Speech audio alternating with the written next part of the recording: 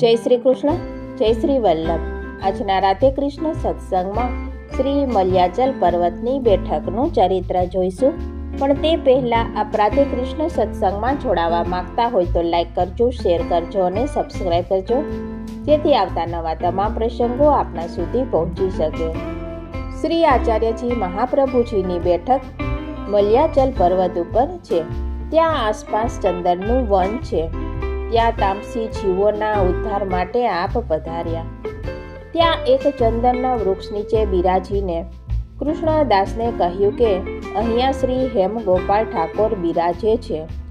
શ્રી હેમગોપાલ મળવા આવ્યા અને બંને જણા પરસ્પર મળ્યા અને અનિર્વચનીય સુખ થયું. પછી હેમગોપાળે કહ્યું કે તમે આવી વિકટ જગ્યામાં પધાર્યા છો. અહીંયા તામસી જીવ બહુ છે અને આપસમાં લડે છે, માટે ફળાહાર હું લાવીશ. વૈષ્ણવને મોકલશોમાં, કારણ કે અહીંયાના જીવો બહુ ઝેરી છે. ત્યારે શ્રી આચાર્યજીએ વિનંતી કરી કે આપ પ્રસન્ન રહો. આપના પ્રતાપથી મારા સેવકનું નામ કોઈ નહીં લેશે અને અમે 1 મહિના સુધી અહીંયા બિરાજીશું.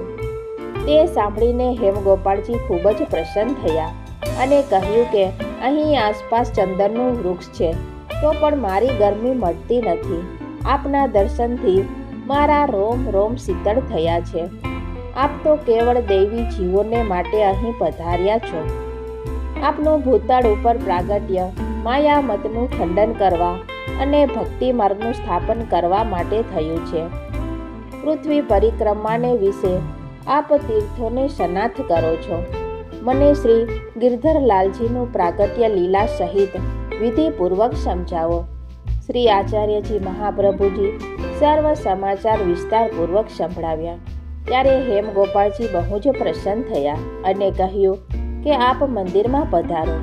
શ્રી આચાર્યજીએ કહ્યું કે આપ પધારો, હું હમણાં જ અર્ગજા સિદ્ધ કરાવીને આપને સમર્પીશ.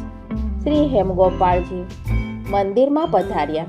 શ્રી આચાર્યજીએ કૃષ્ણદાસને આજ્ઞા કરી કે તમે અર્ગજા સિદ્ધ કરો અને દામોદરદાસને આજ્ઞા કરી કે તમે કેળા અને નાળિયેર સિદ્ધ કરો. પછી સામગ્રી અને અર્ગજા લઈને સેવકો મંદિરમાં પધાર્યા.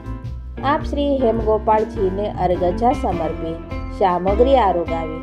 પછી આજ્ઞા માંગી બેઠકમાં પધાર્યા. બીજે દિવસે શ્રી ભાગવતનું પારાયણ આરંભ કર્યું. શ્રી હેમગોપાળજી કથા સાંભળવા પધારતા. જ્યાં સુધી કથા થાય ત્યાં સુધી બિરાજે, પછી મંદિરમાં પધારે. જે દિવસે મહાપ્રભુજીએ કથાની સમાપ્તિ કરી તે દિવસે ઇન્દ્ર શ્રી હેમગોપાળજીના દર્શન માટે આવ્યા હતા. તેને દર્શન ન થતા તેથી ઇન્દ્ર ત્યાં બેસી જ રહ્યા. શ્રી ઠાકોરજી કથાની સમાપ્તિ પછી મંદિરમાં પધાર્યા. ત્યારે ઇન્દ્રએ દર્શન કરીને દંડવત કરીને વિનંતી કરી કે મહારાજ, આપના દર્શન ન થયા તેનું શું કારણ? ત્યારે હેમગોપાળજીએ આજ્ઞા કરી કે શ્રી વલ્લભાચાર્યજી અહીં પધાર્યા છે. તેમણે શ્રી ભાગવતની સપ્તાહ કરી, તેથી હું કથા સાંભળવા ગયો હતો. તેથી હું હમણાં જ આવ્યો. ત્યારે ઇન્દ્રએ વિનંતી કરી કે શ્રી આચાર્યજીનું કેવું સ્વરૂપ છે તે કૃપા કરીને કહો. શ્રી હેમગોપાળજીએ કહ્યું કે તે સાક્ષાત પૂર્ણ પુરુષોત્તમના મુખારવિંદ રૂપ છે. જ્યારે તારો યજ્ઞ બંધ થયો ત્યારે શ્રી ગિરિરાજનું પ્રત્યક્ષ સ્વરૂપ ધરી સહસ્ત્ર ભુજાધારી ભોજન કર્યું અને શ્રી ગિરિરાજ ઉઠાવી ગોપ ગોપી તથા વ્રજ ભક્તનું રક્ષણ કર્યું. ત્યારે તું શરણ થઈ પ્રગટ થયો. તે સાક્ષાત ભાવાત્મક પુરુષોત્તમ દેવી જીવોના ઉદ્ધારને માટે ભૂતળ ઉપર પ્રગટ થયા છે. તે માયામત ખંડન કરીને ભક્તિ માર્ગનું સ્થાપન કર્યું છે. તેનું પ્રાગટ્ય ચંપારણમાં થયું છે અને શ્રી વલ્લભાચાર્યજીનું નામ ધર્યું છે. એવા શ્રી મુખના વચન સાંભળીને આજ્ઞા માંગી કે મહારાજ, હું શ્રી આચાર્યજીના દર્શન કરવા જાઉં. ત્યારે શ્રી હેમગોપાળજીએ કહ્યું કે સુખેથી જાઓ.